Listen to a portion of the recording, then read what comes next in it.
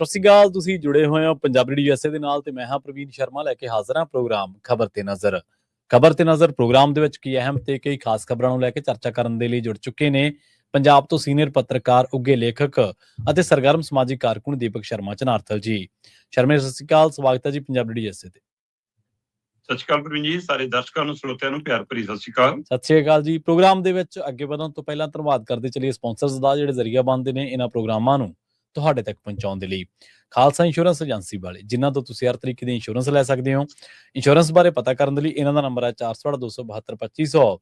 ਇਹ 1992 ਤੋਂ ਲਗਾਤਾਰ ਇੰਸ਼ੋਰੈਂਸ ਬਿਜ਼ਨਸ ਦੇ ਵਿੱਚ ਸ਼ਾਨਦਾਰ ਸੇਵਾਵਾਂ ਦੇ ਰਹੇ ਨੇ ਤੇ ਅਮਰੀਕਾ ਭਰ ਦੇ ਵਿੱਚ ਇੰਸ਼ੋਰੈਂਸ ਕਰਦੇ ਨੇ। ਓਬਾਮਾ ਕੇਅਰ, ਮੈਡੀਕੇਅਰ ਜਾਂ ਫਿਰ ਕਵਰਡ ਕੈਲੀਫੋਰਨੀਆ ਬਾਬਤ ਪਾਲਿਸੀ ਕਰਵਾਉਣ ਦੇ ਲਈ, ਸਲਾਹ ਲੈਣ ਦੇ ਲਈ ਅੱਜ ਹੀ ਕਾਲ ਕਰੋ 408-272-2500 ਤੇ।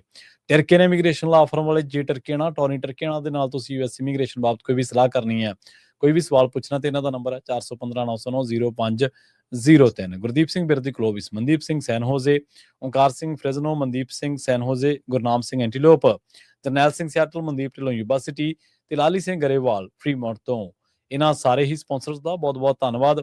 ਤੇ ਜੇਕਰ ਤੁਸੀਂ ਵੀ ਪੰਜਾਬੀ USA ਦੇ ਇਹਨਾਂ ਪ੍ਰੋਗਰਾਮਾਂ ਨੂੰ ਸਪਾਂਸਰ ਕਰਨਾ ਚਾਹੁੰਦੇ ਹੋ ਤਾਂ ਸਟੂਡੀਓ ਦਾ ਨੰਬਰ ਹੈ 408-272-5200।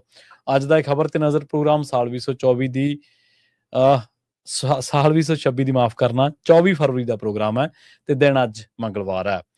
ਖਬਰਾਂ ਦੇ ਵੱਲ ਆਈਏ ਤੇ ਸ਼ੁਰੂਆਤ ਕਰੀਏ ਸ਼ਰਮਾ ਜੀ ਉਹਨਾਂ ਲੋਕਾਂ ਦੀ ਰਾਜਨੀਤੀ ਤੋਂ ਜਿਹੜੇ ਲੋਕ ਵੱਖ-ਵੱਖ ਪਾਰਟੀਆਂ 'ਚ ਤਾਂ ਰਹਿੰਦੇ ਨੇ ਪਰ ਆਪਣੀ ਇੱਕ ਵੱਖਰੀ ਲੀਕ ਕਰਕੇ ਜਾਣੇ ਜਾਂਦੇ ਨੇ, ਕਿਉਂਕਿ ਪਾਰਟੀਆਂ ਦੇ ਵਿੱਚ ਵੀ ਜਦੋਂ ਕੋਈ ਇਸ ਤਰ੍ਹਾਂ ਦਾ ਸਮਾਂ ਆਉਂਦਾ, ਕੋਈ ਟਕਰਾਅ ਜਾਂ ਕੋਈ ਵੱਖਰਾ ਨਜ਼ਰ ਚੀਜ਼ ਆਉਂਦੀ ਹੈ ਤਾਂ ਉਹ ਫਿਰ ਆਪਦੀ ਜਿਹੜੀ ਰਾਏ ਆ ਉਹ ਰੱਖਣ ਤੋਂ, ਕਮੈਂਟ ਕਰਨ ਤੋਂ ਪਿੱਛੇ ਨਹੀਂ ਆਉਂਦੇ। ਇਸ ਕੈਟਾਗਰੀ ਦੇ ਵਿੱਚ ਮਾਲਵਿੰਦਰ ਕੰਗ ਜਿਹੜੇ MP ਨੇ ਅਨੰਦਪੁਰ ਸਾਹਿਬ ਤੋਂ, ਉਹਨਾਂ ਦਾ ਨਾਂ ਵੀ ਐਡ ਕਰ ਲਈਏ। ਆਮ ਆਦਮੀ ਪਾਰਟੀ ਦੇ ਵਿੱਚ ਰਹਿ ਕੇ ਮਾਲਵਿੰਦਰ ਕੰਗ ਜਿਹੜੀ ਲੀਕ ਖਿੱਚ ਰਹੇ ਨੇ, ਉਹ ਕਿਉਂ ਖਿੱਚ ਰਹੇ ਨੇ? ਕਈ ਤਰ੍ਹਾਂ ਦੇ ਸਵਾਲ ਪੈਦਾ ਹੋ ਰਹੇ ਨੇ ਜੀ। ਮਾਲਵਿੰਦਰ ਕੰਗ ਵਿਦਿਆਰਥੀ ਲੀਡਰਸ਼ਿਪ ਚੋਂ ਨਿਕਲਿਆ ਲੀਡਰ ਹੈ ਜੀ, ਧਰਾਤਲ ਤੋਂ ਉੱਠਿਆ ਲੀਡਰ ਹੈ ਤੇ ਗਰਾਊਂਡ ਸਥਿਤੀ ਜਾਣਦਾ ਹੈ ਔਰ ਉਹਦੇ ਸੁਭਾਅ 'ਚ ਨਿਮਰਤਾ ਹੈਗੀ ਆ ਜੀ। ਔਰ ਖਾਸ ਕਰਕੇ ਇਹ ਹੈ ਕਿ ਉਹ RSS ਦੀ ਕਲਾਸ ਲੈ ਚੁੱਕਿਆ ਤੇ ਜਿਹਨੇ ਭਾਜਪਾ ਦੀ ਕਲਾਸ ਲਈ ਹੁੰਦੀ, ਉਹਨਾਂ ਕਾਂਗਰਸੀ ਜਦੋਂ ਗਏ ਭਾਜਪਾ 'ਚ ਤੇ ਇਹਨਾਂ ਨੂੰ ਖਾਸਾ ਉੱਥੇ ਔਖਾ ਹੋਇਆ ਕਿ ਇਹ ਤਾਂ ਕਾਜੂ ਬਦਾਮ ਖਾਣ ਵਾਲੇ ਦੀ ਉੱਥੇ ਅਗਲੇ ਦਾਲ ਚੌਲ ਰੱਖ ਦਿੰਦੇ ਸੀ ਮੂਹਰੇ, ਹੈਨਾ। ਤੇ ਇਸ ਲਈ ਉਹ ਕਲਾਸ ਹੈ ਇੱਕ, ਮਤਲਬ ਕਿ ਉਹ ਵੱਖਰੀ ਤਰ੍ਹਾਂ ਨਾਲ ਟਰੀਟ ਕਰਦੇ ਨੇ ਬੰਦਿਆਂ ਨੂੰ, ਉਹ ਪਕਾ ਲੈਂਦੇ ਨੇ ਕਿ ਹੁਣ ਫਿਰ ਕਿਸੇ ਪਾਸੇ ਜਾਣ ਜੋਗਾ ਨਾ ਰਹੇ। ਜੀ। ਮਾਲਵਿੰਦਰ ਕੰਗ ਉਸ ਕਲਾਸ ਚੋਂ ਵੀ ਆਏ ਨੇ, ਬੇਸ਼ੱਕ ਕਿਸਾਨੀ ਨਾਲ ਜੁੜੇ ਨੇ, ਪੰਜਾਬ ਨੂੰ ਸਮਝਦੇ ਨੇ, ਇਸੇ ਲਈ ਉਹਨਾਂ ਦੇ ਮਨ 'ਚ ਉਹ ਜਜ਼ਬਾ ਸੀ ਜਿਹਦੇ ਵਿੱਚ ਉਹਨਾਂ ਨੂੰ ਰੋਸਾ ਜਨਮਿਆ। ਤਿੰਨ ਖੇਤੀ ਕਾਨੂੰਨ ਉਹਨਾਂ ਨੇ BJP ਨੂੰ ਛੱਡ ਕੇ ਭਰਾ ਮਾਰਿਆ ਤੇ ਉਹਨਾਂ ਨੂੰ ਉਸ ਸਮੇਂ ਪਲੇਟਫਾਰਮ ਦੇ ਰੂਪ ਦੇ ਵਿੱਚ ਆਮ ਆਦਮੀ ਪਾਰਟੀ ਮਿਲੀ ਤੇ ਉਹਨਾਂ ਨੇ ਉਸ ਪਲੇਟਫਾਰਮ ਦੇ ਉੱਤੇ ਆਪਣੀ ਮਿਹਨਤ ਦੇ ਦਮ ਤੇ ਥਾਂ ਵੀ ਬਣਾਈ। ਜੀ। ਮਤਲਬ ਔਖੇ ਸਵਾਲਾਂ ਦੇ ਜਵਾਬ ਦੇਣ ਲਈ ਵੀ ਮਾਲਵਿੰਦਰ ਕੰਗ ਨੂੰ ਆਮ ਆਦਮੀ ਪਾਰਟੀ ਮੂਹਰੇ ਕਰ ਦਿੰਦੀ ਸੀ ਤੇ ਉਹਨਾਂ ਸਵਾਲਾਂ ਦਾ ਉਹਨਾਂ ਨੇ ਸਾਹਮਣਾ ਵੀ ਕੀਤਾ ਤੇ ਜਵਾਬ ਵੀ ਦਿੱਤਾ। ਸਰਕਾਰ ਬਣਨ ਤੋਂ ਬਾਅਦ ਵੀ ਉਹ ਜਵਾਬ ਦੇਹੀ ਕਰਦੇ ਰਹੇ। ਸਹੀ ਹੈ। ਫਿਰ ਉਹਨਾਂ ਨੂੰ MP ਦੀ ਟਿਕਟ ਮਿਲੀ ਤੇ ਉਹ ਸ਼੍ਰੀ ਅਨੰਦਪੁਰ ਸਾਹਿਬ ਲੋਕ ਸਭਾ ਹਲਕਾ ਜਿਹੜਾ ਜਿਹਦੇ ਵਿੱਚ 9 ਵਿਧਾਨ ਸਭਾ ਹਲਕੇ, ਉਹ ਨਵਾਂ ਸ਼ਹਿਰ ਤੱਕ ਮਾਰ ਕਰਦਾ ਹੈ ਇੱਧਰ ਚੰਡੀਗੜ੍ਹ ਤੋਂ ਲੈ ਕੇ, ਫਿਰ ਉੱਥੋਂ ਮੈਂਬਰ ਪਾਰਲੀਮੈਂਟ ਬਣ ਗਏ। ਮਾਮਲਾ ਆਇਆ ਲੈਂਡ ਪੂਲਿੰਗ ਦਾ। ਜੀ, ਲੈਂਡ ਪੂਲਿੰਗ ਦੇ ਮਾਮਲੇ ਤੇ ਮਾਲਵਿੰਦਰ ਕੰਗ ਦੀ ਇੱਕ ਪੋਸਟ ਖਾਸੀ ਚਰਚਾ 'ਚ ਆ ਗਈ, ਜਿਹਨੇ ਕਿਹਾ ਵੀ ਕਿ ਇਹ ਠੀਕ ਨਹੀਂ ਗਾ, ਕਿ ਸੁਣਨੀ ਚਾਹੀਦੀ ਹੈ ਗੱਲ, ਇਹਦੇ ਉੱਤੇ ਗੌਰ ਕਰਨਾ ਚਾਹੀਦਾ ਹੈ। ਤੇ ਉਹ ਤੋਂ ਬਾਅਦ ਮਤਲਬ ਇਸ ਵੈਸੇ ਇਹ ਨੀ ਗਾ, ਇੱਕਾ ਦੁੱਕਾ ਲੀਡਰ ਹੋਰ ਵੀ ਬੋਲੇ ਸੀ, ਮੇਰੇ ਧਿਆਨ 'ਚ ਹੈ ਰੋਪੜ ਹਲਕੇ ਤੋਂ ਦਿਨੇਸ਼ ਚੱਡਾ, ਉਹਨੇ ਵੀ ਕਿਹਾ ਸੀ ਕਿ ਗੱਲ ਸੁਣਨੀ ਚਾਹੀਦੀ ਹੈ। ਜੀ ਸਹੀ ਹੈ। ਪਰ ਮਾਲਵਿੰਦਰ ਕੰਗ ਦਾ ਸੁਰ ਥੋੜਾ ਜਿਹਾ ਬਾਗੀ ਸੁਰ ਵਾਲਾ ਲੱਗਦਾ ਸੀ ਉਹ ਪੋਸਟ ਤੋਂ। ਤੇ ਉਸ ਤੋਂ ਬਾਅਦ ਸੈਟਲਮੈਂਟ ਹੋਈ, ਸਮਝਾਇਆ ਬੁਝਾਇਆ ਗਿਆ ਹੋਊਗਾ, ਥੋੜਾ ਬਹੁਤ ਧਮਕਾਇਆ ਵੀ ਹੋ ਸਕਦਾ ਹੈ ਤੇ ਚਲੋ ਜੀ ਉਹ ਪੋਸਟ ਡਿਲੀਟ ਕਰਾਉਣ ਦੀ ਕਾਰਵਾਈ ਆ ਗਈ। ਪਰ ਲੀਡਰ ਨੇ ਸਿਆਣੇ ਹੁੰਦੇ ਆ, ਜਿਹਨੇ ਆਪਣੀ ਗੱਲ ਛੱਡਣੀ ਹੁੰਦੀ ਹੈ, ਉਹਨੂੰ ਪਤਾ ਹੈ ਕਿ ਅੱਜ ਦੇ ਦੌਰ 'ਚ ਸੋਸ਼ਲ ਮੀਡੀਆ ਤੇ 1 ਘੰਟੇ ਲਈ ਪਾਈ ਪੋਸਟ ਵੀ ਬਹੁਤ ਹੈ, ਲੋਕਾਂ ਨੇ ਸੇਵ ਕਰ ਲੈਣੀ ਹੁੰਦੀ ਹੈ। ਤੁਹਾਡੀ ਸਕਰੀਨ ਤੋਂ, ਤੁਹਾਡੇ ਪੇਜ ਤੋਂ ਹਟ ਜਾਵੇ ਪਰ ਲੋਕਾਂ ਦੇ ਪੇਜਾਂ ਤੇ ਉਹ ਚੱਲ ਪੈਂਦੀ ਹੈ। ਸਹੀ ਗੱਲ। ਚਲੋ ਉਹ ਸੁਨੇਹਾ ਉਹਨਾਂ ਦਾ ਚੱਲਿਆ ਤੇ ਉਹ ਤੋਂ ਬਾਅਦ ਟਿਕ ਟਕਾ ਹੋ ਗਿਆ। ਮਾਲਵਿੰਦਰ ਕੰਗ ਫਿਰ ਆਪਣੇ ਰਾਹ ਤੁਰੇ ਰਹੇ। ਹਾਲ ਹੀ 'ਚ ਉਹਨਾਂ ਨੇ ਮਾਈਨਿੰਗ ਮਾਫੀਆ ਦੇ ਉੱਤੇ ਵੱਡੀ ਉਂਗਲ ਧਰੀ। ਠੀਕ ਹੈ। ਤੇ ਉਹਨਾਂ ਨੇ ਇੱਕ ਇੰਟਰਵਿਊ 'ਚ ਜ਼ਿਕਰ ਕੀਤਾ ਕਿ ਮਾਈਨਿੰਗ ਤਾਂ ਰੁਕੀ ਹੋਣੀ ਜੀ, ਸਾਡੇ ਵਾਲੇ ਵੀ ਰਲੇ ਆ ਜੀ। ਪਰ ਨਾਲ ਉਹ ਮੁੱਖ ਮੰਤਰੀ ਨੂੰ ਸਹੀ ਟਿਕਾਣੇ ਰੱਖ ਜਾਂਦੇ ਸੀ। ਉਹ ਕਹਿੰਦੇ ਵੀ ਮੁੱਖ ਮੰਤਰੀ ਸਾਹਿਬ ਤਾਂ ਆਪ ਮਾਈਨਿੰਗ ਬੰਦ ਕਰਾਉਣਾ ਚਾਹੁੰਦੇ ਆ, ਫਿਰ ਵੀ ਸਾਡੇ ਵਾਲੇ ਕੌਣ ਨੇ ਜਿਹੜੇ ਕਰੀ ਜਾਂਦੇ। ਮਤਲਬ ਉਹ ਇਹ ਵੀ ਸੁਨੇਹਾ ਦਿੰਦੇ ਆ ਕਿ ਮੈਂ ਮੁੱਖ ਮੰਤਰੀ ਦੇ ਖਿਲਾਫ ਕੋਈ ਬਗਾਵਤੀ ਝੰਡਾ ਨਹੀਂ ਚੱਕ ਰਿਹਾ, ਮੇਰੀ ਲੜਾਈ ਭਗਵੰਤ ਮਾਨ ਦੇ ਖਿਲਾਫ ਨਹੀਂ ਹੈ। ਸੇਫ ਸਾਈਡ ਲੈ ਕੇ ਪਰ ਚੱਲਦੇ ਉੱਥੇ ਉਹ ਕੇਜਰੀਵਾਲ, ਮਨੀਸ਼ ਸਿਸੋਦੀਆ ਦਾ ਜ਼ਿਕਰ ਨਹੀਂ ਕਰਦੇ। ਉੱਥੇ ਉਹ ਆਪਣੇ ਆਕਾਂ ਦਾ ਜਾਂ ਇਹ ਨਹੀਂ ਕਹਿੰਦੇ ਕਿ ਸਾਡੀ ਹਾਈ ਕਮਾਂਡ ਵੀ ਚਾਹੁੰਦੀ ਹੈ ਮਾਈਨਿੰਗ ਬੰਦ ਹੋਵੇ, ਉੱਥੇ ਸਿਰਫ ਭਗਵੰਤ ਮਾਨ ਦਾ ਜ਼ਿਕਰ ਕਰਦੇ ਆ। ਇਹਦਾ ਮਤਲਬ ਕੀ ਉਹਨਾਂ ਦਾ ਸੁਰ ਕੇਜਰੀਵਾਲ ਤੇ ਮਨੀਸ਼ ਸਿਸੋਦੀਆ ਨਾਲ ਵਿਗੜ ਰਿਹਾ? ਸਹੀ ਹੈ। ਚਲੋ ਇੱਥੇ ਤੱਕ ਵੀ ਮਾਮਲਾ ਨਹੀਂ ਹੈਗਾ। ਮਾਈਨਿੰਗ ਵਾਲਾ ਮਸਲਾ ਇਸ ਲਈ ਗੰਭੀਰ ਹੈ, ਜਿਹੜਾ ਸਮਝਣਾ ਬਣਦਾ ਜੀ ਕਿ ਮਾਲਵਿੰਦਰ ਕੰਗ ਕੱਲਾ ਮਾਈਨਿੰਗ ਦਾ ਮਸਲਾ ਨਹੀਂ ਚੁੱਕ ਰਹੇ। ਮਾਲਵਿੰਦਰ ਕੰਗ ਆਪਣੇ ਲੋਕ ਸਭਾ ਹਲਕੇ ਦਾ ਮੁੱਦਾ ਵੀ ਇਹਦੇ ਅੰਦਰ ਚੁੱਕ ਰਹੇ ਨੇ ਉਸ ਰਾਹੀਂ। ਪ੍ਰਵੀਨ ਜੀ, ਪੰਜਾਬ ਦੇ ਵਿੱਚ ਜੇ ਸਰਹੱਦੀ ਖੇਤਰ, ਪਠਾਨਕੋਟ ਵਾਲਾ ਖੇਤਰ ਹੈ ਨਾ, ਇਹ ਖੇਤਰ ਮਾਈਨਿੰਗ ਲਈ ਜਾਣਿਆ ਜਾਂਦਾ। ਸਭ ਤੋਂ ਵੱਡਾ ਖੇਤਰ ਆ ਸ਼ਿਵਾਲਿਕ ਦੀਆਂ ਪਹਾੜੀਆਂ ਵਾਲਾ ਏਰੀਆ। ਸਹੀ ਹੈ। ਜਿਹੜਾ ਮੋਹਾਲੀ, ਖਰੜ, ਰੋਪੜ, ਸ਼੍ਰੀ ਅਨੰਦਪੁਰ ਸਾਹਿਬ, ਉਹ ਗੜਸ਼ੰਕਰ ਹੈ ਨਾ, ਉਹ ਮਤਲਬ ਕਿ ਉਹ ਸਾਰੀ ਬੈਲਟ ਹੈ। ਸੋ ਇਸ ਲਈ ਕੀ ਇਹ ਆਪਣੇ ਹਲਕੇ ਦੇ ਐਮਐਲਏਆਂ ਨੂੰ ਸਹੀ ਨਿਸ਼ਾਨੇ ਤੇ ਰੱਖ ਰਹੇ ਨੇ ਮਾਲਵਿੰਦਰ ਕੰਗ ਕੇ ਤੁਸੀਂ ਕਮਿਸ਼ਨ ਖਾ ਰਹੇ ਹੋ, ਤੁਸੀਂ ਹਿੱਸਾ ਲੈ ਰਹੇ ਹੋ। ਤੇ ਕੋਈ ਸ਼ੱਕ ਨਹੀਂਗਾ ਕਿ ਹਾਂ ਹਲਕੇ ਚ ਮਾਈਨਿੰਗ ਦਮ ਭਰ ਕੇ ਹੁੰਦੀ ਹੈ। ਪਿੰਡਾਂ ਦੇ ਲੋਕ ਚੀਕਾਂ ਮਾਰਦੇ ਨੇ, ਸੜਕਾਂ ਤੇ ਆਉਂਦੇ ਨੇ, ਪ੍ਰਦਰਸ਼ਨ ਕਰਦੇ ਨੇ, ਮੰਤਰੀਆਂ ਤੋਂ ਲੈ ਕੇ ਐਮਐਲਏਆਂ ਤੱਕ ਦਾ ਘਰਾਓ ਕਰਦੇ ਨੇ, ਪਰ ਕੋਈ ਸੁਣਵਾਈ ਨਹੀਂ ਜੀ। ਉਹ ਟਿੱਪਰ ਦੇ ਟਿੱਪਰ ਮਤਲਬ ਰੇਤ ਚੋਂ ਪਾਣੀ ਚਾਹੁੰਦਾ ਜਾ ਰਿਹਾ ਹੁੰਦਾ, ਦਿਖ ਰਿਹਾ ਹੁੰਦਾ ਕਿ ਹਾਂ ਸਰਕਾਰ ਲੁੱਟ ਰਹੀ ਹੈ। ਦਿਨ ਰਾਤ ਕੋਈ ਸ਼ਰਮ ਮੁੱਕ ਗਈ ਆ, ਸਾਰਾ ਕੁਝ ਉਸੇ ਤਰ੍ਹਾਂ ਵਰਤਾਰਾ ਚੱਲਦਾ। ਹੁਣ ਇਸ ਵਰਤਾਰੇ ਦੇ ਵਿੱਚ ਮਾਲਵਿੰਦਰ ਕੰਗ ਦਾ ਇਹਦੇ ਤੇ ਉਂਗਲ ਧਰਨਾ, ਪੋਸਟ ਪਾਉਣਾ, ਪੋਸਟ ਵੀ ਨਾ ਪਾਈ ਉਹਨਾਂ ਦੇ ਇੰਟਰਵਿਊ ਚ ਕਈ 14 ਪੋਸਟਾਂ ਬਣ ਕੇ ਉਹ ਚੱਲ ਪਈਆਂ। ਸਭ ਦੀਆਂ ਨਜ਼ਰਾਂ ਸੀ ਕਿ ਫਿਰ ਉਹਨਾਂ ਨੂੰ ਸਮਝਾਇਆ ਬੁਝਾਇਆ ਜਾਊ, ਫਿਰ ਪੋਸਟ ਹਟਾਈ ਜਾਊ, ਫਿਰ ਉਹਨਾਂ ਨੂੰ ਬਿਆਨ ਵਾਪਸ ਲੈਣ ਲਈ ਕਿਹਾ ਜਾਊ। ਪਰ ਇਹ ਸਭ ਦੇ ਦਰਮਿਆਨ ਉਹਨਾਂ ਨੇ ਕਿਸਾਨੀ ਮਸਲੇ ਤੇ ਫਿਰ ਹਾਰਾ ਨਾਰਾ ਮਾਰਤਾ। ਯੂਨ ਪਿੰਡ ਦੇ ਹਵਾਲੇ ਨਾਲ ਜੀ ਉਹਨਾਂ ਨੇ ਕਿਹਾ ਵੀ ਕਿ ਚਾਹੇ ਅਧਿਕਾਰੀ ਹੋਣ ਤੇ ਚਾਹੇ ਸਾਡੇ ਲੀਡਰ ਹੋਣ, ਕੋਈ ਜੋ ਇਹ ਵਰਤਾਰਾ ਹੈ ਇਹ ਸਹਿਣਯੋਗ ਨਹੀਂਗਾ। ਕਿਹਾ ਉਹਨਾਂ ਨੇ, ਬਿਲਕੁਲ। ਉਹ ਕਹਿੰਦੇ ਮੁੱਖ ਮੰਤਰੀ ਭਗਵੰਤ ਮਾਨ ਹੋਰਾਂ ਦੇ ਧਿਆਨ ਚ ਇਹ ਮਸਲਾ ਸੋਸ਼ਲ ਮੀਡੀਆ ਰਾਹੀਂ ਵੀ ਧਿਆਨ ਚ ਆ ਗਿਆ, ਉਹ ਮੈਂ ਵੀ ਧਿਆਨ ਚ ਲਿਆ ਤਾ, ਉਹ ਫਿਰ ਮੁੱਖ ਮੰਤਰੀ ਨੂੰ ਦਰੁਸਤ ਰੱਖ ਰਹੇ ਨੇ ਇਸ ਮਾਮਲੇ ਚ ਵੀ ਜੀ। ਪਰ ਉਹ ਜਦੋਂ ਅਧਿਕਾਰੀ ਦੀ ਗੱਲ ਕਰਦੇ ਨੇ ਤਾਂ ਅਧਿਕਾਰੀ ਕੌਣ ਸੀ? ਸਹੀ ਗੱਲ, ਉਹ ਕੱਲੀ ਬੀਬੀ ਐਸਐਸਪੀ ਨਹੀਂ ਸੀ, ਉਹ ਹਰਜੋਤ ਬੈਂਸ ਦੀ ਧਰਮ ਪਤਨੀ ਵੀ ਹੈ। ਸੋ ਇਸ ਲਈ ਇਹ ਮਾਈਨਿੰਗ ਤੇ ਪੁਲਿਸ, ਇਹ ਦੋਏ ਕਨੈਕਸ਼ਨ ਉੱਥੇ ਜਾ ਕੇ ਜੁੜਦੇ ਨੇ। ਸਹੀ ਹੈ। ਕੀ ਉਹਨਾਂ ਦੇ ਨਿਸ਼ਾਨੇ ਤੇ ਉਹ ਨੇ? ਕੀ ਮਾਲਵਿੰਦਰ ਕੰਗ ਇਸ ਮੌਕੇ ਮੁੱਖ ਮੰਤਰੀ ਭਗਵੰਤ ਮਾਨ ਵੱਲੋਂ ਬੈਟਿੰਗ ਤਾਂ ਨਹੀਂ ਕਰ ਰਹੇ ਕਿ ਇੱਕ ਉਹ ਵਿਕਟ ਜਿਹੜੀ ਲੱਗਦਾ ਮੁੱਖ ਮੰਤਰੀ ਨੂੰ ਮੇਰੇ ਖਿਲਾਫ ਜਮੀ ਹੋਈ ਆ, ਉਹਨੂੰ ਡੇਗ ਲਈ ਹੈ ਜੀ? ਕੀ ਆਪਣਾ ਅਗਲੀ ਵਾਰ ਲਈ ਕੰਪੀਟੀਟਰ ਖਤਮ ਕੀਤਾ ਜਾ ਰਿਹਾ? ਵੈਸੇ ਕੰਪੀਟੀਟਰ ਤਾਂ ਹੁਣ ਬੜਾ ਉਹਨਾਂ ਲਈ ਸੰਜੀਵ ਅਰੋੜਾ ਬਣਿਆ ਹੋਇਆ। ਹਾਲ ਦੀ ਘੜੀ ਤਾਂ ਸਭ ਤੋਂ ਵੱਡਾ ਕੰਪੀਟੀਟਰ ਉਹ ਹੈ। ਸਹੀ ਹੈ। ਇਸ ਵਾਰ ਵੀ ਖਤਰਾ ਖੜਾ ਜੀ, ਚਲੋ ਅਗਲਾ ਤਾਂ ਖੜਾ। ਵੈਸੇ ਕੋ ਰੀਲ ਜੀ ਚਲਾਤਾ ਦਿੱਤੀ ਕਿ ਆ ਰਿਹਾ ਭਗਵੰਤ ਮਾਨ ਫਿਰ ਤੋਂ। ਹੁਣ ਪਤਾ ਨਹੀਂ ਭਗਵੰਤ ਮਾਨ ਨੂੰ ਅੰਦਰ ਡਰ ਹੈ ਕਿ ਵੋਟਾਂ ਲਾ ਕੇ ਮੈਨੂੰ ਵਰਤਣਗੇ। ਜੀ ਜੀ। ਜੇ ਸਰਕਾਰ ਬਣਦੀ ਸੀ ਕਿ ਅਗਲੀ ਵਾਰ ਮੈਨੂੰ ਨਹੀਂ ਬਣਾਉਂਦੇ। ਸੋ ਮਾਲਵਿੰਦਰ ਕੰਗ ਕਿੱਧਰੋਂ, ਕੀ ਆਪਣੀ ਜ਼ਮੀਰ ਦੀ ਆਵਾਜ਼ ਚੋਂ ਬੋਲ ਰਹੇ ਨੇ ਜਾਂ ਕੀ ਭਗਵੰਤ ਮਾਨ ਦੇ ਮਤਲਬ ਬੁਲਾਰੇ ਬਣ ਕੇ ਬੋਲ ਰਹੇ ਨੇ? ਕੀ ਉਹ ਪੰਜਾਬ ਦੇ ਲੋਕਾਂ ਦੀ ਆਵਾਜ਼ ਬਣ ਕੇ ਬੋਲ ਰਹੇ ਨੇ? ਕੀ ਉਹ ਆਪਣੇ ਰਾਜਨੀਤਿਕ ਭਵਿੱਖ ਨੂੰ ਸੁਰੱਖਿਅਤ ਕਰਨ ਦੇ ਹਵਾਲੇ ਨਾਲ ਫਿਰ ਬੀਜੇਪੀ 'ਚ ਜਾਣ ਬਾਰੇ ਸੋਚ ਰਹੇ ਨੇ? ਕਿਹੜੀ ਮਨਸ਼ਾ ਨਾਲ ਬੋਲ ਰਹੇ ਤਾਂ ਮਾਲਵਿੰਦਰ ਕੰਗ ਜਾਣੇ ਜਾਂ ਰੱਬ ਜਾਣੇ ਜੀ। ਪਰ ਜਿਹੜੇ ਮੁੱਦੇ ਤੇ ਉਂਗਲ ਧਰੀ ਆ ਉਹ ਮੁੱਦਾ ਸਹੀ ਹੈ, ਚਾਹੇ ਉਹ ਕਿਸਾਨਾਂ ਪ੍ਰਤੀ ਇਸ ਵਿਵਹਾਰ ਦਾ ਮਸਲਾ ਹੋਵੇ। ਬਿਲਕੁਲ ਸਹੀ।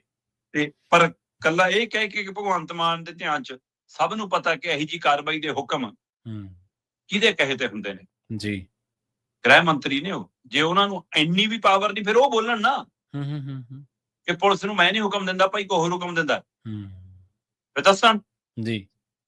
ਸੋ ਇਸ ਲਈ ਸਥਿਤੀ ਪੰਜਾਬ ਦੇ ਵਿੱਚ ਬਹੁਤ ਨਾਜ਼ੁਕ ਹੈ ਤੇ ਆਮ ਆਦਮੀ ਪਾਰਟੀ ਦੇ ਅੰਦਰ ਵੀ ਕੁਝ ਨਾ ਕੁਝ ਸੁਗਲ ਬੁਲ ਹੈਗੀ ਹੈ, ਜਿਹਦੇ ਵਿੱਚੋਂ ਮਾਲਵਿੰਦਰ ਕੰਗ ਦਾ ਰੂਪ ਸਭ ਦੇ ਸਾਹਮਣੇ ਆ ਜੀ। ਪਰ ਕੰਗ ਸਿਆਸਤ ਦੀ ਨਬਜ਼ ਪਛਾਣਦੇ ਨੇ, ਸੋ ਇਸ ਲਈ ਮੈਨੂੰ ਲੱਗਦਾ ਕਿ ਉਹ ਸਹੀ ਸਮੇਂ ਤੇ ਸਹੀ ਟਕੋਰਾਂ ਕਰ ਰਹੇ ਨੇ।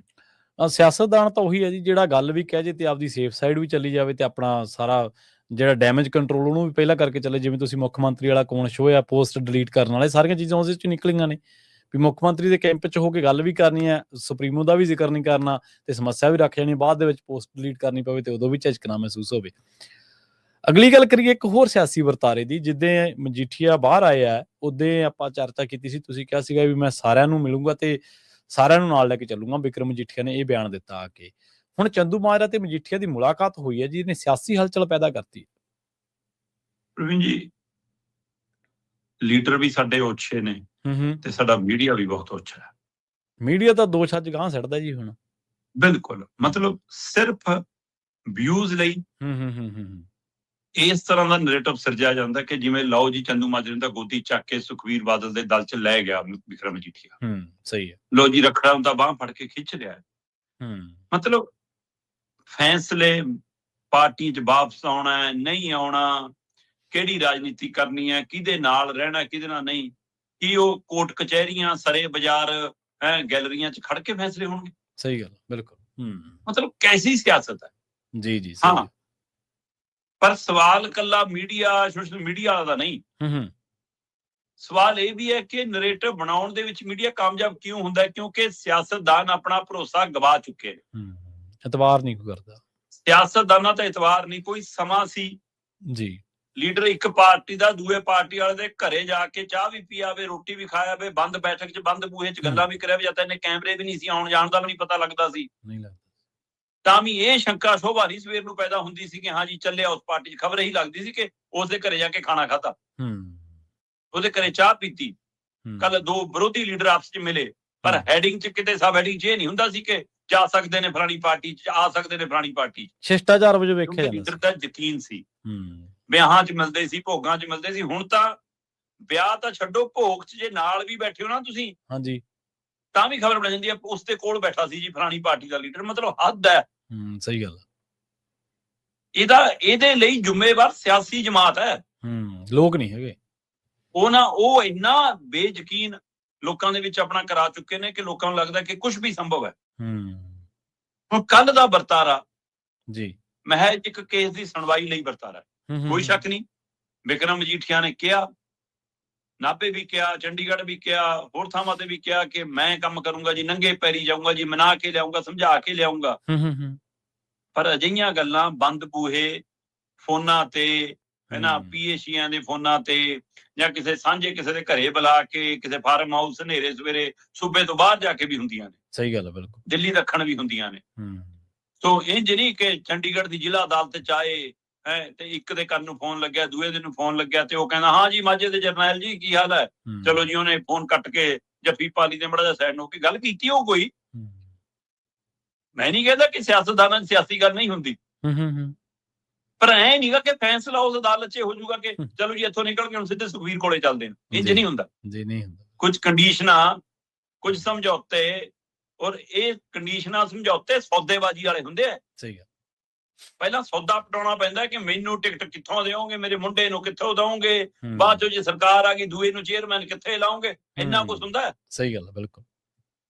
ਮੈਨੂੰ ਤਾਂ ਬੀਜੇਪੀ ਆਹ ਦਿੰਦੀ ਆ, ਉਹ ਤੋਂ ਵੱਧ ਕੇ ਦੱਸ ਕੀ ਦਓਗੇ। ਜਿਵੇਂ ਅੱਜ ਕੱਲ੍ਹ ਰਿਸ਼ਤਿਆਂ 'ਚ ਹੋਣ ਲੱਗਿਆ ਨਾ ਕਿ ਫਲਾਣਾ ਆਹ ਗੱਡੀ ਦਿੰਦਾ ਜੀ ਸਾਡੇ ਤਾਂ ਮੁੰਡੇ ਨੂੰ, ਤੁਸੀਂ ਦੱਸੋ ਜੀ ਕੀ ਦਓਗੇ। ਉਹ ਹਾਲ ਹੈ। ਬਾਰਗੇਨਿੰਗ ਦੀ ਸਿਆਸਤ ਆ, ਪੰਜਾਬ ਦੇ ਮੁੱਦਿਆਂ ਦੀ ਸਿਆਸਤ ਨਹੀਂ। ਸਹੀ ਗੱਲ, ਬਿਲਕੁਲ। ਸੋ ਉਹਦੇ ਵਿੱਚ ਸੁਰਜੀਤ ਰੱਖੜਾ ਵੀ ਫਿਰ ਆ ਗਿਆ। ਅਸਲ 'ਚ ਮਾਮਲਾ ਸੀਗਾ ਚੰਡੀਗੜ੍ਹ ਦੇ ਵਿੱਚ ਮੁੱਖ ਮੰਤਰੀ ਦੀ ਰਿਹਾਇਸ਼ ਦੇ ਬਾਹਰ ਇੱਕ ਪੁਰਾਣੇ ਪ੍ਰਦਰਸ਼ਨ ਦਾ, ਜਿਸ ਸਮੇਂ ਇਕੱਠੇ ਸੀ ਇਹ ਲੀਡਰ। ਠੀਕ ਹੈ।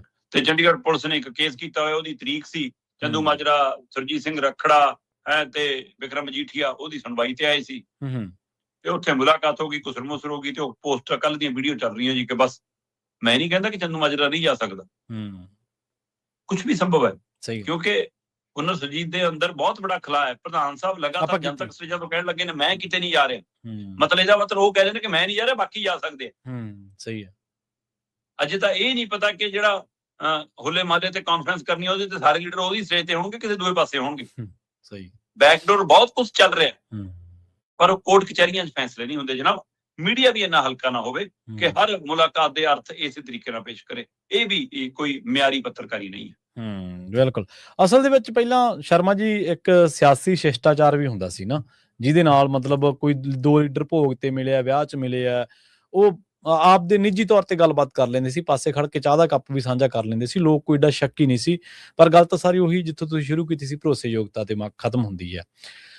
ਮੇਰੀ ਰਸੋਈ ਮੁੱਖ ਮੰਤਰੀ ਸਾਹਿਬ ਦਾ ਤੇ ਮੀਡੀਆ ਦਾ ਜਿਹੜਾ ਤੁਸੀਂ ਜ਼ਿਕਰ ਕਰ ਰਹੇ ਸੀ, ਹੋਰ ਸਾਰਾ IT ਸੈੱਲਾਂ ਦਾ ਜ਼ੋਰ ਲੱਗ ਗਿਆ ਮੇਰੀ ਰਸੋਈ ਜਿਹੜੀ ਆ ਉਹਨੂੰ ਪ੍ਰਚਾਰਨ ਦੇ ਲਈ। ਪਰ ਇਸ ਰਸੋਈ ਦੇ ਵਿੱਚ ਜਿਹੜੀ ਮੁੱਖ ਮੰਤਰੀ ਭਗਵੰਤ ਮਾਨ ਦੀ ਹੈ, ਇਸ ਰਸੋਈ ਦੇ ਵਿੱਚ ਰੋਟੀ ਕਿੰਨੇ ਕੁ ਦਿਨ ਪੱਕੂਗੀ ਜੀ? ਜਿੰਨੇ ਕੁ ਦਿਨ ਕੈਪਟਨ ਦੀ ਸਸਤੀ ਰੋਟੀ ਮਿਲੀ ਸੀ ਉਹਨੇ ਕੁ ਦਿਨ ਮੇਰੀ ਰਸੋਈ ਚੋਂ ਮਿਲ ਜੂਗੀ। ਹਾਂ, ਕਾਫੀ ਜਿੰਨੇ ਕੁ ਦਿਨ ਪੀ ਲਈ ਸੀ ਲੋਕਾਂ। ਮੁੱਖ ਮੰਤਰੀ ਭਗਵੰਤ ਮਾਨ ਹੋਰੀ ਹਾਂਜੀ। ਅੱਜ ਕੱਲ੍ਹ ਜਿਹੋ ਜਿਹੀ ਸਿਆਸਤ ਕਰ ਰਹੇ ਨੇ, ਮੈਨੂੰ ਲੱਗਦਾ ਉਹ ਕਦੇ ਕਦੇ ਭੁੱਲ ਜਾਂਦੇ ਨੇ ਕਿ ਮੈਂ ਮੁੱਖ ਮੰਤਰੀ ਹਾਂ। ਠੀਕ ਹੈ ਉਹਨਾਂ ਨੂੰ ਲੱਗਦਾ ਕਿ ਕੱਲ ਇੱਕ ਸ਼ੋਅ ਲਾਇਆ ਸੀ, ਅੱਜ ਨਵਾਂ ਸ਼ੋਅ ਲਾਉਣ ਜਾਣਾ। ਜੀ, ਸਹੀ ਹੈ।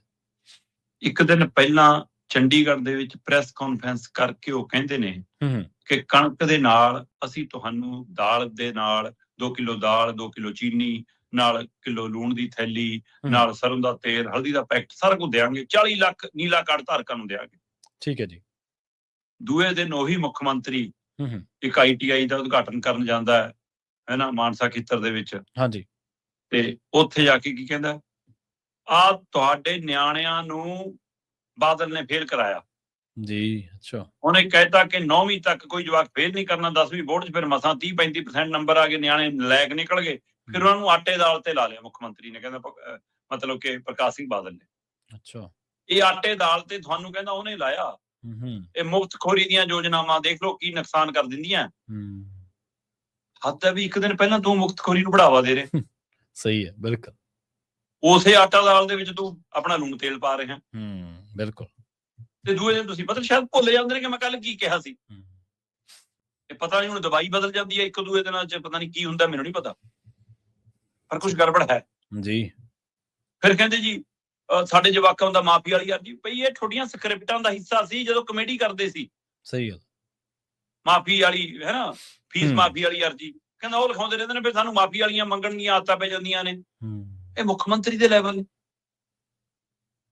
ਤੋ ਇਸ ਲਈ ਇਹ ਸਵਾਲ ਆਪਣੇ ਆਪ 'ਚ ਜਿਹੜੀ ਗੱਲ ਮੁੱਖ ਮੰਤਰੀ ਸਾਹਿਬ ਹੁਣ ਕਰ ਰਹੇ ਨੇ, ਮੇਰੀ ਰਸੋਈ ਵਾਲੀ ਕਿੱਟ ਦੇਵਾਂਗੇ, ਇਹੀ ਤਾਂ ਕੇਜਰੀਵਾਲ ਨੂੰ ਨਾਲ ਲੈ ਕੇ ਤੁਸੀਂ ਆਪਣੀਆਂ ਫੋਟੋਆਂ ਵਾਲੇ ਥੈਲੇ ਬਣਾ ਕੇ ਲੋਕਾਂ ਨੂੰ ਵੰਡਣ ਲੱਗੇ ਸੀ ਘਰ ਘਰ ਜਾ ਕੇ। ਉਹ ਕਿਉਂ ਨਹੀਂ ਸਿਰੇ ਚੜਿਆ ਅਜੇ ਤੱਕ? ਤੁਸੀਂ ਤਾਂ ਆਟਾ ਪਿਹਾ ਕੇ ਦੇਣ ਲੱਗੇ ਸੀ ਲੋਕਾਂ ਨੂੰ, ਔਖਾ ਨਾ ਹੋਵੇ ਜੀ, ਘਰੇ ਮਿਲੂਗਾ ਜੀ, ਉਹ ਕਿਉਂ ਨਹੀਂ ਸਿਰੇ ਚੜਿਆ?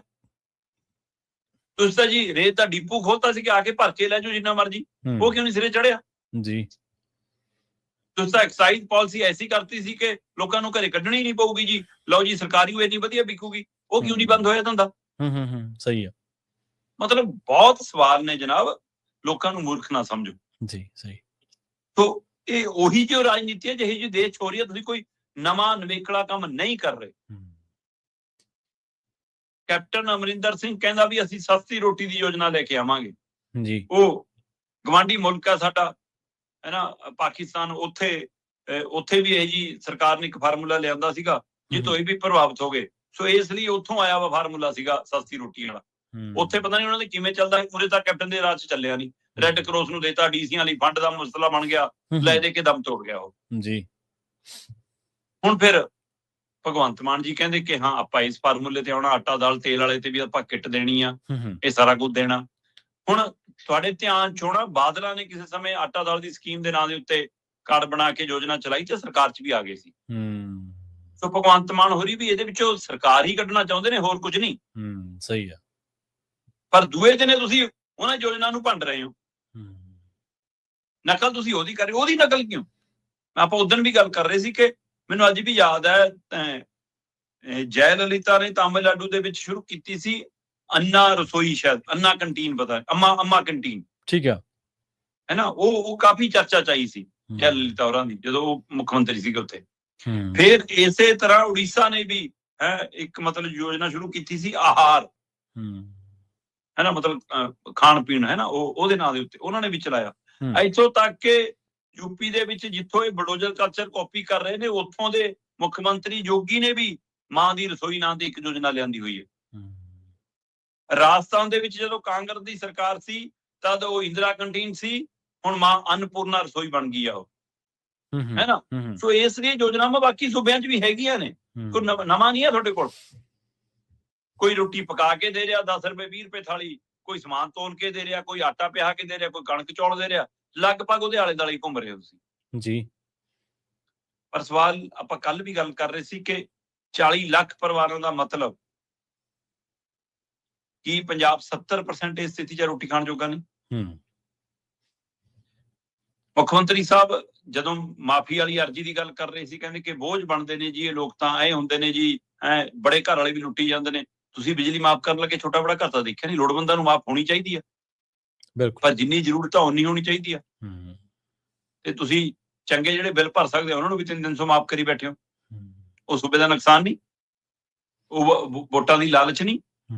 ਮੈਨੂੰ ਤਾਂ ਅਜੇ ਵੀ ਡਰ ਖੜਾ ਹੈ ਕਿ ਬੀਬੀਆਂ ਨੂੰ ਜਿਹੜੀਆਂ ਮਾਫ ਨੇ ਨਾ ਬੱਸਾਂ ਸਫ਼ਰ, ਕੋਈ ਪਾਰਟੀ ਬੰਦਿਆਂ ਨੂੰ ਮਾਫ ਕਰਨ ਦੀ ਵੀ ਯੋਜਨਾ ਨਾ ਲਿਆਵੇ, ਕਿਤੇ ਹੋਰ ਬਿਠਾ ਲੈਣਾ ਹੁੰਦਾ ਬਿਠਾ ਲੈਣੇ, ਇਹ ਕਿਸੇ ਪਾਸੇ ਵੀ ਜਾਊਗਾ। ਸੋ ਇਸ ਲਈ ਮੈਨੂੰ ਨਹੀਂ ਲੱਗਦਾ ਮੇਰੀ ਰਸੋਈ ਦੇ ਵਿੱਚ ਲੰਮਾ ਸਮਾਂ ਰੋਟੀ ਪੱਕੂਗੀ। ਹਾਂ, ਖਿੱਚ ਧੂ ਕੇ ਹੋ ਸਕਦਾ ਕਿ 1 ਸਾਲ ਚ ਪਾਉਣ, ਕਿਉਂਕਿ 1000 ਕਰੋੜ ਦਾ ਬੋਝ ਪੈਣਾ, ਸ਼ਾਇਦ 950 ਕਰੋੜ ਬਜਟ ਚ ਰੱਖਣ ਜਾ ਰਹੇ ਨੇ ਉਹਦੇ ਲਈ।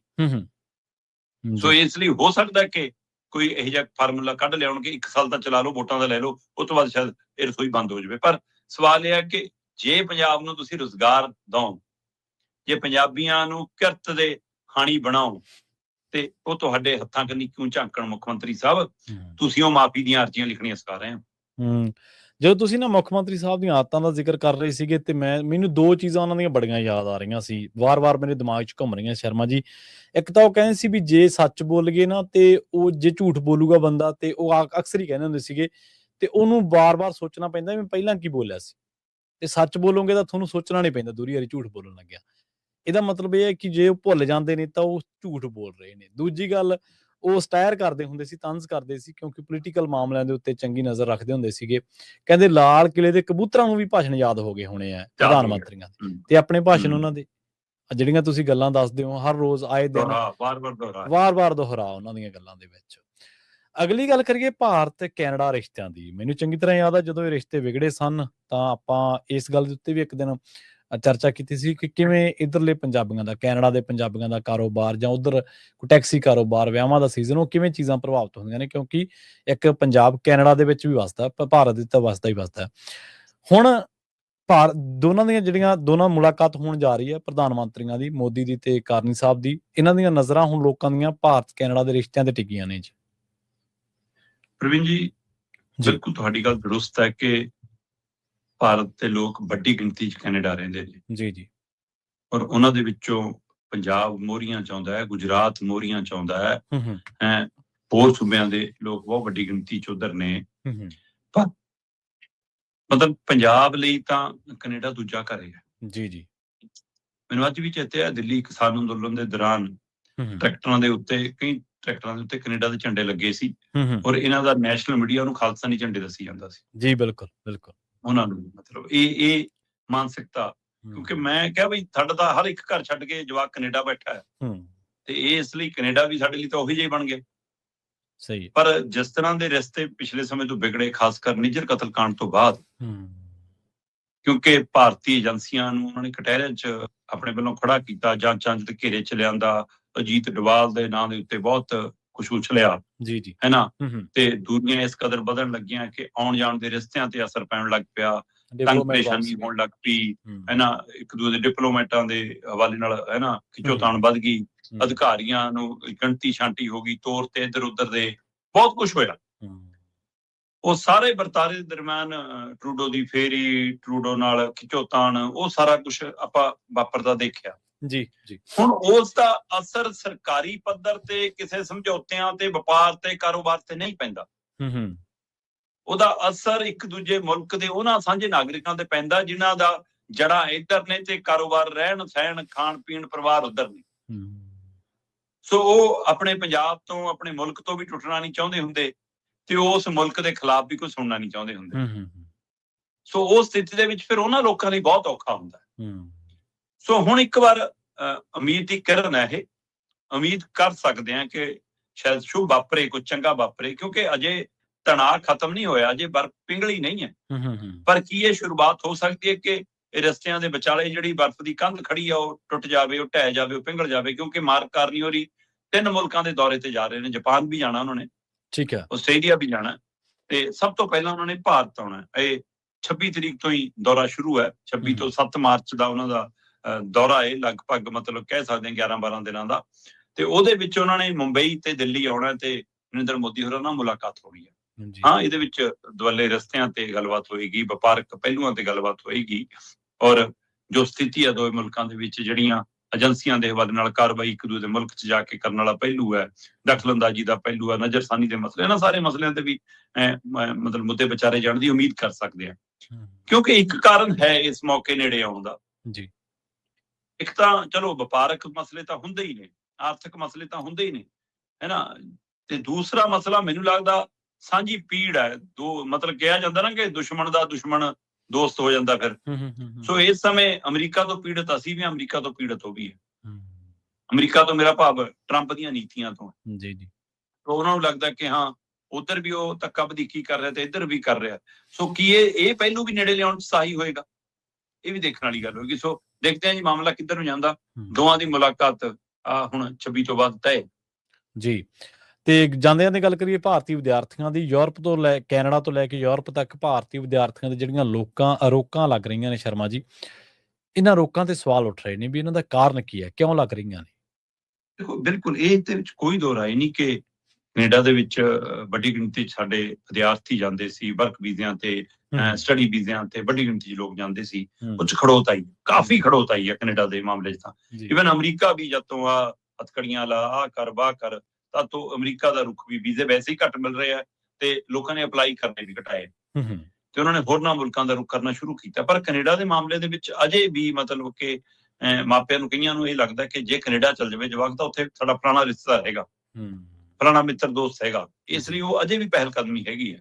ਪਰ ਮੈਂ ਦੇਖ ਰਿਹਾ ਸੀਗਾ ਕਿ 50% ਦੇ ਲਗਭਗ ਸਟੱਡੀ ਵੀਜ਼ੇ ਕਟੌਤੀ ਕੀਤੀ ਹੈ ਕੈਨੇਡਾ ਨੇ।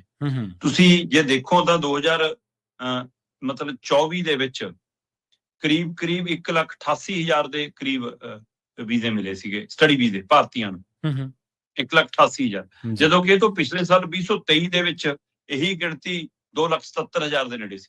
2,77,000 ਤੋਂ ਘੱਟ ਕੇ 2024 ਚ 1,88,000 ਤੇ ਆ ਗਈ ਤੇ 25 ਚ 1,88,000 ਤੋਂ ਘੱਟ ਕੇ ਨਾਰਮਲ 94,000 ਤੇ ਆ ਗਈ ਤੇ ਇਹ ਲਗਾਤਾਰ ਕਟੌਤੀ ਹੈ।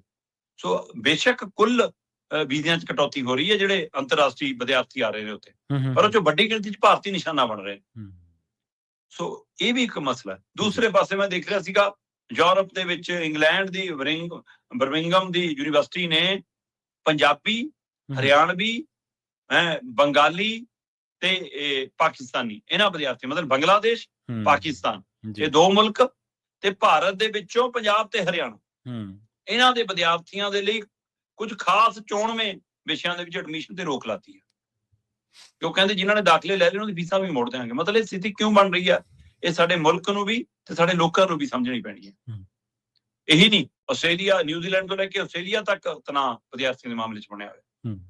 ਸੋ ਇਹ ਚੁਣੌਤੀਜਨਕ ਦੌਰ ਹੈ ਸਾਡੇ ਲਈ। ਜੀ ਜੀ। ਬੇਸ਼ੱਕ ਕੈਨੇਡਾ ਦਾ ਰੁਖ ਘਟਣ ਦਾ ਕਾਰਨ ਉੱਥੇ ਮਹਿੰਗਾਈ, ਆਰਥਿਕ ਗਿਰਾਵਟ, ਹੈ ਨਾ, ਰਹਿਣ ਸਹਿਣ, ਖਾਣ ਪੀਣ ਮਹਿੰਗਾ ਹੋਣਾ, ਰੁਜ਼ਗਾਰ ਨਾ ਮਿਲ ਪਾਉਣਾ, ਇਹ ਵੀ ਇੱਕ ਆਧਾਰ ਹੈਗਾ, ਹੈ ਨਾ, ਅਮਰੀਕਾ ਦੀ ਸਖਤੀ ਹੈ, ਉਹ ਸਾਰਾ ਮਾਮਲਾ ਵੀ ਹੈਗਾ। ਇਸੇ ਚੋਂ ਫਿਰ ਇਹ ਯੂਰਪ ਜਾਂ ਆਸਟ੍ਰੇਲੀਆ, ਨਿਊਜ਼ੀਲੈਂਡ, ਇਹਨਾਂ ਮੁਲਕਾਂ ਦਾ ਰੁਖ ਕਰਨ ਲੱਗੇ ਨੇ ਲੋਕ, ਪਰ ਉੱਥੇ ਵੀ ਵਿਦਿਆਰਥੀਆਂ ਲਈ ਕਈ ਮਾਮਲੇ ਇਹੋ ਜਿਹੇ ਆ ਰਹੇ ਨੇ ਜਿਹੜੇ ਚੁਣੌਤੀ ਬਣ ਰਹੇ। ਸੋ ਇਸ ਲਈ ਸਥਿਤੀ ਓਵਰਆਲ ਦੁਨੀਆ ਦੇ ਵਿੱਚ ਮੁਸ਼ਕਲ ਭਰੀ ਬਣਦੀ ਜਾ ਰਹੀ, ਜਿਹਦੇ ਵਿੱਚੋਂ ਵਾਪਸ ਮੁੜਨਾ ਵੀ ਚਾਹੁੰਦੇ ਨੇ, ਕਈ ਮੁੜ ਵੀ ਰਹੇ ਨੇ, ਪਰ ਇੱਥੇ ਵੀ ਸਾਡੀਆਂ ਸਰਕਾਰਾਂ ਉਹਨਾਂ ਨੂੰ ਮਾਹੌਲ ਨਹੀਂ ਦੇ ਰਹੀਆਂ ਕਿ ਜੇ ਮੁੜਨ ਤਾਂ ਉਹ ਚੰਗਾ ਜੀਵਨ ਬਸਰ ਕਰ ਸਕਣ। ਉਹਦੇ ਲਈ ਸਰਕਾਰਾਂ ਮਾਹੌਲ ਨਹੀਂ ਦੇ ਰਹੀਆਂ, ਉਹ ਸਿਰਫ ਵੋਟ ਦੀ ਰਾਜਨੀਤੀ ਕਰਦੀਆਂ, ਜਿਹਦਾ ਫਿਰ ਨੁਕਸਾਨ ਮੁਲਕ ਨੂੰ, ਸੂਬੇ ਨੂੰ, ਲੋਕਾਂ ਨੂੰ ਹੋ ਰਿਹਾ। ਹਾਂਜੀ, ਆਪਾਂ ਇੱਕ ਦਿਨ ਖਬਰ ਵੀ ਸਾਂਝੀ ਕੀਤੀ ਸੀ ਵੀ ਜਿਵੇਂ ਇਮੀਗ੍ਰੇਸ਼ਨ ਪਾਲਿਸੀਜ਼ ਬਦਲੀਆਂ ਨੇ ਕੈਨੇਡਾ ਦੀਆਂ, ਤਾਂ ਜਿਹੜੇ ਪੰਜਾਬ ਵਿਚਲੇ ਜਿਹੜੇ ਖਾਲੀ ਹੋਏ ਇੰਜੀਨੀਅਰਿੰਗ ਕਾਲਜ ਸੀਗੇ ਉਹਨਾਂ ਦੇ ਵਿੱਚ ਮੁੜ ਤੋਂ ਰੌਣਕਾਂ ਪਰਤਣ ਲੱਗੀਆਂ ਨੇ। ਆਪਾਂ ਗੱਲ ਵੀ ਕੀਤੀ ਸੀ, ਇਹਦੇ ਵਿੱਚ ਕੋਈ ਦੋ ਰਾਏ ਨਹੀਂ ਸ਼ਰਮਾ ਜੀ, ਭਾਰਤੀ ਵਿਦਿਆਰਥੀਆਂ ਦੇ ਵਿੱਚ ਹੁਨਰ ਦੀ ਘਾਟ ਨਹੀਂ, ਉਹਨਾਂ ਦੇ ਵਿੱਚ ਅਕਲਮੰਦੀ ਦੀ ਘਾਟ ਨਹੀਂ, ਆਪਣੇ ਵਿਸ਼ੇ ਨੂੰ ਸਮਝ ਕੇ ਪਰਖ ਕੇ ਉਹਦੇ ਵਿੱਚ ਅੱਗੇ ਵਧਣ ਦੀ ਘਾਟ ਨਹੀਂ ਗੀ। ਆਪਾਂ ਨੂੰ ਪਤਾ ਹੀ ਹੈ ਬਾਹਰਲੇ ਮੁਲਕਾਂ ਦੇ ਵਿੱਚ ਬੈਠੇ ਜਿੰਨੀ ਵਸੋਂ ਉਹਨਾਂ ਦੇ ਵਿੱਚ ਵੱਡੀ ਗਿਣਤੀ ਕਾਮਯਾਬ ਲੋਕਾਂ ਦੇ ਵਿੱਚ ਉਹ ਨੇ ਜਿਹੜੇ ਭਾਰਤੀ ਵਿਦਿਆਰਥੀ ਨੇ ਜਾਂ ਜਿਨ੍ਹਾਂ ਦਾ ਪਿਛੋਕੜ ਇੱਕ ਚੰਗੇ ਵਿਦਿਆਰਥੀ ਵਜੋਂ ਰਿਹਾ, ਅੱਜ ਉਹ ਇਹਨਾਂ ਮੁਲਕਾਂ ਦੇ ਵਿੱਚ ਕਾਮਯਾਬ ਲੋਕ ਨੇ। ਪਰ ਦੇਸ਼ਾਂ ਦੇ ਆਪਸੀ ਰਿਸ਼ਤੇ ਤੇ ਇੰਟਰਨੈਸ਼ਨਲ ਕੌਮਾਂਤਰੀ ਪੱਧਰ ਤੇ ਜਿਹੜਾ ਵੱਧਦਾ ਕੰਪੀਟੀਸ਼ਨ ਹੈ, ਇਸ ਸਮੇਤ ਕਈ ਹੋਰ ਕਾਰਕ ਨੇ ਜਿਹੜੇ ਇਹਨਾਂ ਪਾਲਿਸੀਜ਼ ਨੂੰ ਪ੍ਰਭਾਵਿਤ ਕਰਦੇ ਨੇ, ਇਸ ਆਵਾਜਾਈ ਨੂੰ ਪ੍ਰਭਾਵਿਤ ਕਰਦੇ ਨੇ। ਸ਼ਰਮਾ ਜੀ, ਇਹਨਾਂ ਖਾਸ ਖਬਰਾਂ ਤੇ ਖਾਸ ਜਾਣਕਾਰੀਆਂ ਦੇ ਲਈ ਤੁਹਾਡਾ ਬਹੁਤ-ਬਹੁਤ ਧੰਨਵਾਦ ਜੀ। ਸਤਿ ਸ਼੍ਰੀ ਅਕਾਲ ਜੀ। ਸਤਿ ਸ਼੍ਰੀ ਅਕਾਲ। ਪ੍ਰੋਗਰਾਮ ਖਬਰ ਤੇ ਨਜ਼ਰ ਦੇ ਵਿੱਚ ਆਪਣੇ ਨਾਲ ਜੁੜੇ ਸਨ ਸੀਨੀਅਰ ਪੱਤਰਕਾਰ ਦੀਪਕ ਸ਼ਰਮਾ ਜਨਾਰਥਲ ਜੀ, ਜਿਨ੍ਹਾਂ ਦੇ ਨਾਲ ਆਪਾਂ ਕਈ ਅਹਿਮ ਤੇ ਕਈ ਖਾਸ ਖਬਰਾਂ ਨੂੰ ਲੈ ਕੇ ਚਰਚਾ ਕੀਤੀ ਹੈ। ਅਸੀਂ ਉਮੀਦ ਕਰਦੇ ਹਾਂ ਕਿ ਇਹ ਪ੍ਰੋਗਰਾਮ ਤੁਹਾਨੂੰ ਪਸੰਦ ਆਇਆ ਹੋਵੇਗਾ। ਇਸ ਪ੍ਰੋਗਰਾਮ ਦੇ ਵਿੱਚ ਕੁਝ ਖਾਸ ਖਬਰਾਂ ਦੀਆਂ ਵੀਡੀਓਜ਼ ਅਸੀਂ ਕਲਿੱਪਸ ਦੇ ਰਾਹੀਂ ਸੋਸ਼ਲ ਮੀਡੀਆ ਦੇ ਮੰਚਾਂ ਦੇ ਉੱਤੇ ਤੁਹਾਡੇ ਨਾਲ ਸਾਂਝੀਆਂ ਵੀ ਕਰਦੇ ਹਾਂ। ਉੱਥੇ ਜ਼ਰੂਰ ਪੰਜਾਬੀ ਰੇਡੀਓ ਇਸੇ ਦੇ ਨਾਲ ਜੁੜੋ। ਤੁਹਾਡਾ ਸਾਰਿਆਂ ਦਾ ਬਹੁਤ ਧੰਨਵਾਦ। ਸਤਿ ਸ਼੍ਰੀ ਅਕਾਲ। ਇਸੇ ਤਰ੍ਹਾਂ ਜੁੜੇ ਰਹੋ ਪੰਜਾਬੀ ਰੇਡੀਓ USA।